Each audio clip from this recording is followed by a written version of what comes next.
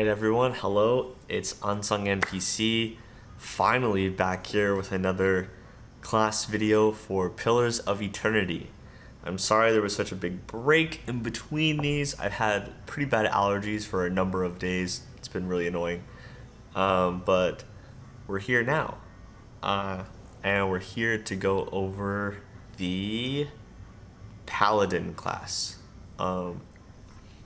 I don't love Paladins in most games because, for example, Pathfinder Kingmaker, they're alignment locked. You have to be lawful good.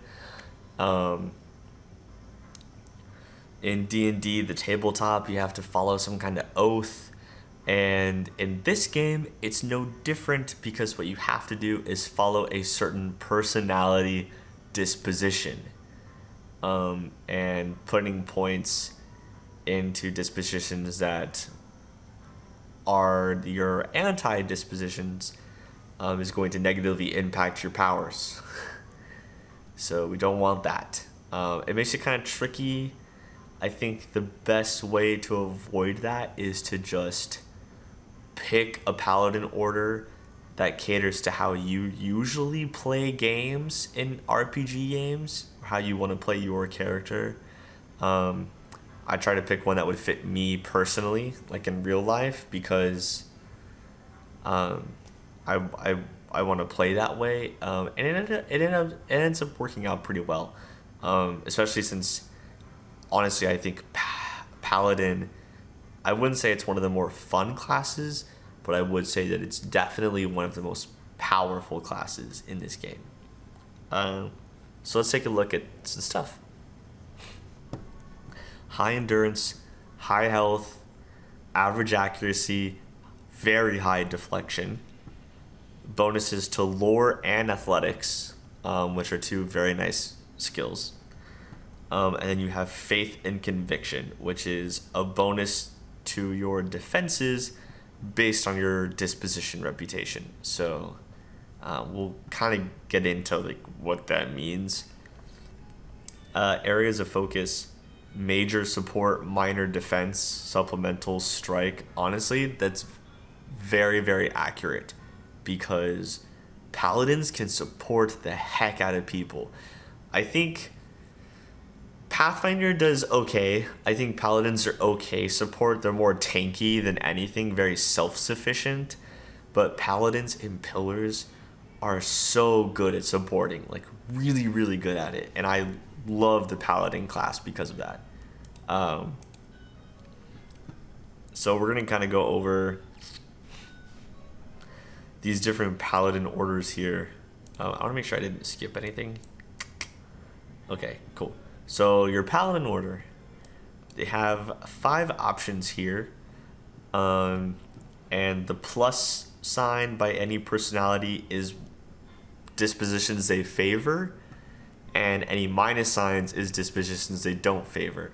So your net bonuses for those is going to affect your faith and conviction, which gives you defenses. Okay? So bleak walkers. Alright, bleak walkers, they are all over the place in the world. They are cruel and aggressive, and they are against being benevolent and diplomatic. They're kind of, we do what we want, we take what we want, paladins, which is interesting. They have the Darkosi Paladini, which are from Old Valia, which is like the darker-skinned humans subrace. They are passionate and clever, and they are against being cruel and stoic. So they're not mean and they're not stone-faced, but they love, to be enthusiastic and, tricky and sneaky and whatnot. We have the Gold Pact Knights, which are all over the place. These are kind of like the mercenary paladins. They are stoic and rational, and then they're against being passionate and aggressive. They're kind of like duty, like get the job done at any cost kind of paladins, because they are mercenaries. So that's how those work. Next we have the Kind Wayfarers, which is the one that I like to play as. They are benevolent and passionate, which is generally how I play in games. And they are against being deceptive and cruel. Kind wayfarers are all over the place. They usually take on the roles of different guides in like hard to travel areas. They love to go search for like ancient lore and history and things like that. Very, very cool paladin order. And then we have the shield bearers of Saint Elska, which are from the Greater Adir Empire. They are honest and diplomatic, and they are against being cruel and aggressive. So they're very nice, very formal, more formal than the other ones, and they are formed based on Saint Elska, who, with her shield, defended someone from being assassinated or something like that. And so she, they made a paladin order in her honor, which is pretty cool. They do focus on shield bearer stuff, so that is pretty cool. Like I said, I love the kind wayfarers. I have played as Darkosi Paladini. All of these paladin orders get 1 or 2 special dialogue options maybe in Pillars 2. And I know that the Bleak, Darkosi, and Gold Pact all do have dialogue in Pillars 1. I haven't played as Shield Bearers of St. Elska, and I don't remember there being a Kind Wayfarer's dialogue, but I could be wrong.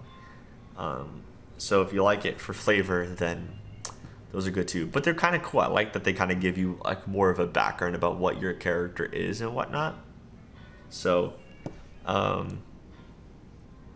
okay, we are going to try to go over these in order, even though they're not listed in order, because I had people comment that it was confusing, and I want to like kind of get at these in level appropriate order. So first you have your faith and conviction, right, which is defenses to deflection, fortitude, reflex, and will, all of your defenses.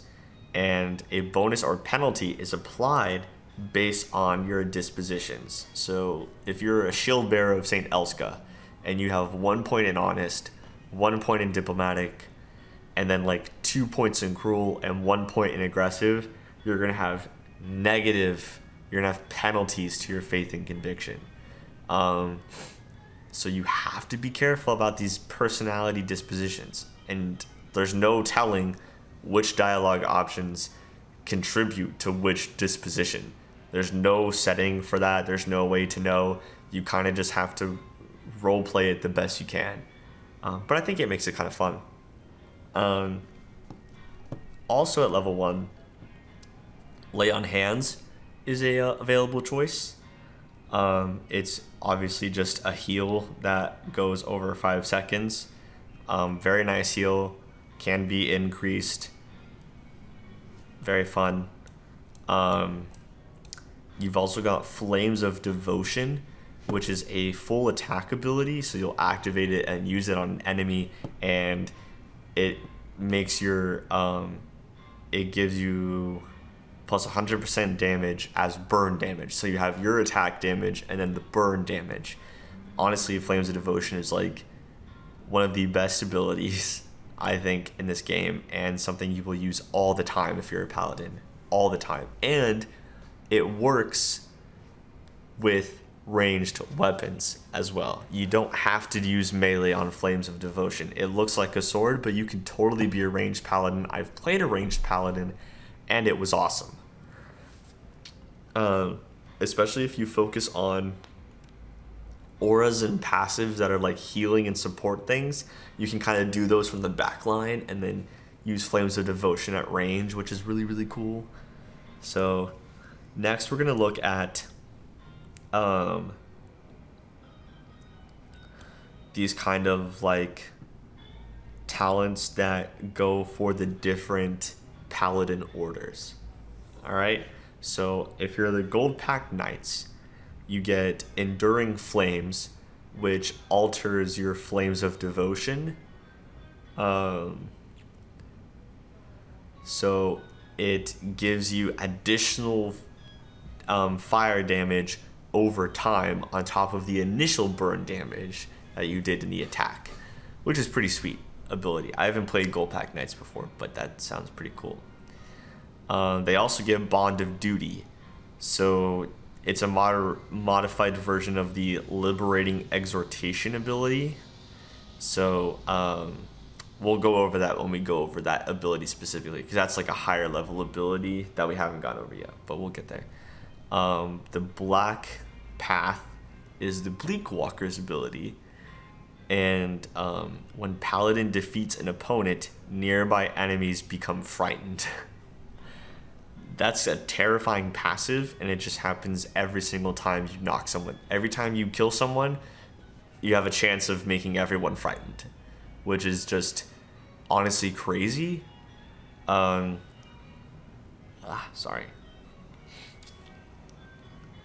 Just, frightening everyone over and over and over. A very cool tanky ability, I feel like, that works out really well. The Fires of the Darkozy Palace. This one's awesome. Whenever you use your Flames of Devotion, you also gain a weak form of Flame Shield.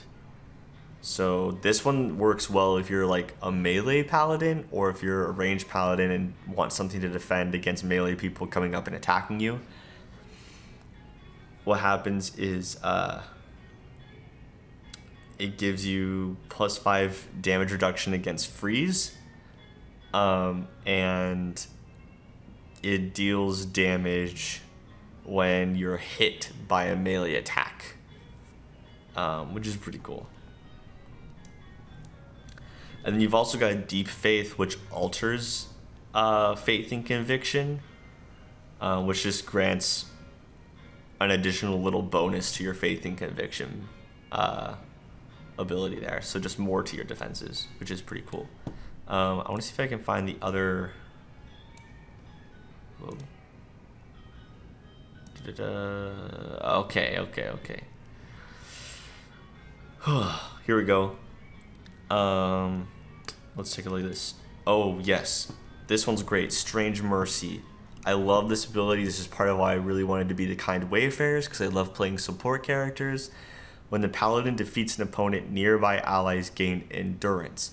Another great reason why Kind Wayfarers make good backline Paladins, because you can kind of be in the middle of your group instead of being out in the front, and then everyone around you, including your backline people in an AoE, will gain endurance back, which is awesome. But you still need to be able to like do damage to get there, right? And then you have the Remember Rakan Field for the Bleakwalkers, which alters Flames of Devotion. It gives you additional damage that's corrode damage, so you're doing burn and corrosion, which is a lot of damage. That's pretty cool. And like I said, Bleakwalkers are powerful. They really are. You just have to be an asshole to beat them, which is something I just can't get along with. You've got Shielding Flames for the Saint Bearers of Saint Elska. Whenever you use Flames of Devotion, you gain a temporary deflection bonus to nearby allies. Didn't know about that one. That's cool. That's really cool. So when you use Flames of Devotion, nearby allies get a deflection bonus. Another really good kind of like tankier ability. And then you've got Shielding Touch, which modifies Lay on Hands. Whenever the Paladin uses Lay on Hands on an ally, the ally gains a deflection bonus. Oh, cool. So you're also just giving them deflection. That's really neat. So it's an extra defensive Lay on Hands kind of thing. That's really cool. I like that a lot.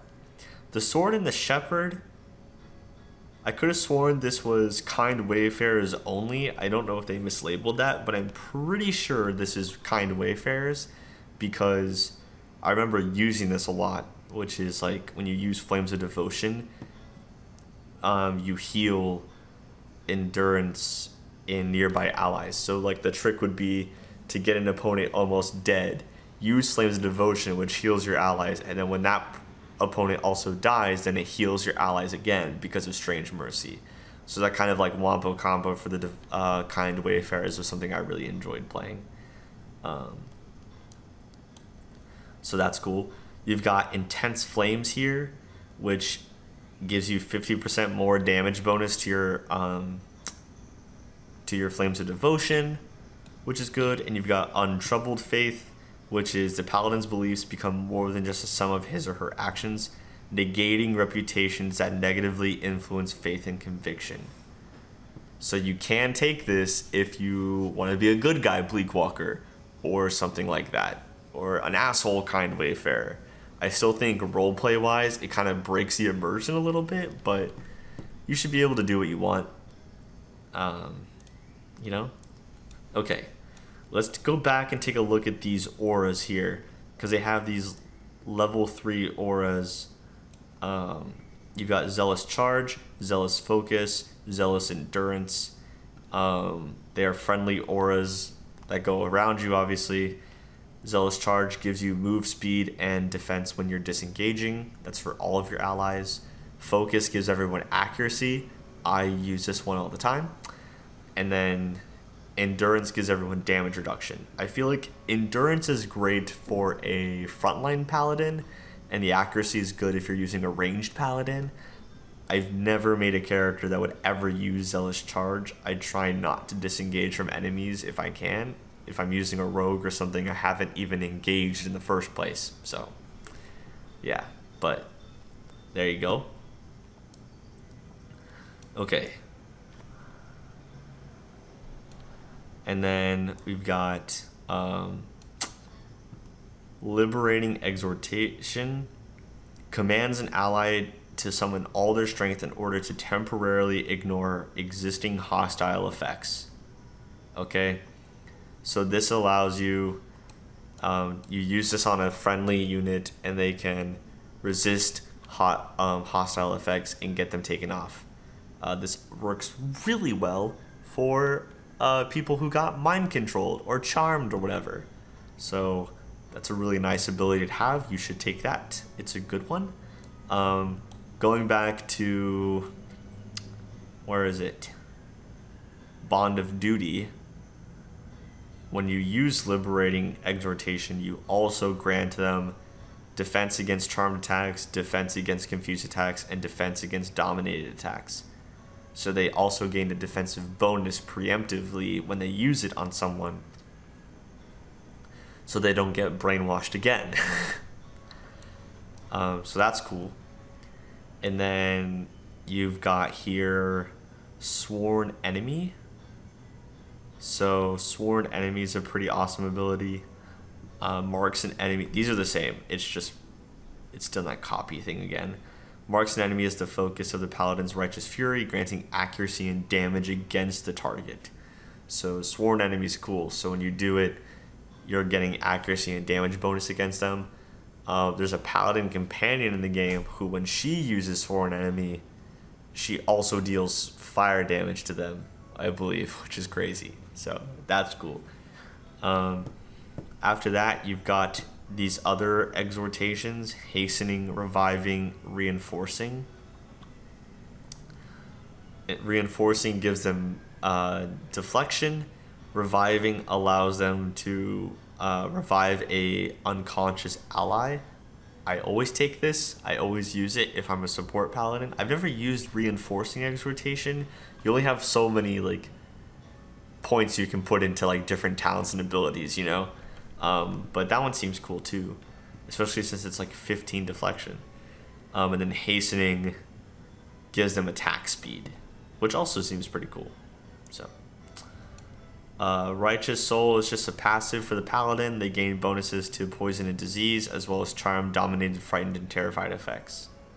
So they just, innately resistant to those eventually. You've got Deprive the Unworthy. The paladin temporarily snuffs out all active beneficial effects on a single foe. So it's kind of like Liberating Exhortation, except you're using it on an enemy and you're taking away good things instead of bad things. And you only get 2 of those per rest, but this is really great for bosses who might have like a lot of buffs or something on them. You can use that and be like, bye buffs, which is pretty fun. Okay, and now you have the things that increase the different auras, like critical focus. It modifies zealous focus, so on top of the 6 accuracy bonus right here, it also gives you a 5% chance to turn hits into crits, or 5% of hits are converted to crits, which is awesome, and that's for everyone, right? All right. So next we have the abilities from the White March DLCs. So first you have Healing Chain, which is an awesome ability. It gives 50 endurance to a target, and then it jumps up to 5 targets. And you can use it once per encounter, and it just heals everyone that it jumps to. And it always just jumps to your allies. So that's a really cool ability. We also have Sacred Immolation, which is a pretty sweet ability as well. You just activate it, and it's a AoE that does damage, a little bit of damage to you, burn damage to all the foes around you, and then it also heals a tiny bit to all the allies around you. So that's another good support ability. Abjuration. This ability is fantastic, especially in like the last end part of the game. It's great because any spirits or summoned creatures, you can just destroy them if they're low enough, and if they're not, you'll just do a ton of damage to them, which is crazy cool. And if you're like max level, if you get to like level 16, I think it is, then you'll be fine. You can pretty much just abjuration anybody, any spirit or summoned thing, and they'll die. So that's pretty sweet ability. And then Aegis of Loyalty. So confused, charmed, and dominated attackers have severe accuracy penalties when attacking you. So if your allies get charmed, confused, or dominated and they attack you, they're gonna have a harder time attacking you. And then your attacks against these characters do minimal damage and end their charmed, confused, or dominated effect. So you can kind of just hit them and they'll be like, stop that. So that's pretty cool. That's a pretty cool ability. But yeah, the Paladins are super support heavy, I feel like. And it's really cool because I feel like Paladins, I've always seen them as kind of like self-sufficient tanks with like a little bit of support. But in Pillars of Eternity, the Paladins can so like super support the heck out of your team with all of the healing capabilities, all of the like abilities to get rid of like debuffs on your team. You know, especially if you're the kind Wayfarer Paladin, your healing is going to be ridiculous. Goldpack Knight and Saint Elska Shield Bearers also seem pretty great for more supporting Paladins as well. Darkozy is definitely a damage one, lots of burn. And the Bleakwalkers are also a very damagey, tanky one as well, with lots of burn and corrosion and whatnot, and also frightening everybody. So, but very cool class. You should definitely take the athletics and survival skills if you can, because Second Wind is nice for any martial class, and survival's great for everyone. And then lore seems cool. I feel like lore can fit most of the Paladin orders and for roleplay purposes, and also it just gives you more dialogue options. It's like, why not? And the ability to use scrolls is kind of cool, even if you're not a caster, so that'd be cool. But yeah, this is the Paladin. Super fun class. Whether you're new or a veteran player, or you know, just kind of looking to revamp your playstyle in this game, maybe the Paladin is the class for you. I love the Paladin class in this game, and I don't say that often because I really hate Paladins. So you should totally check this out and give it a go. And if you do play the Paladin, let me know how your experience was. What kind of Paladin did you play? How was your character? What kind of build did you do? I like to hear about it. I love to talk with you guys. So totally hit me up on that stuff and let me know what's up. Yeah. I am UnsungNPC. It was great to talk to you guys again finally, and I'll be able to see you guys in the next one.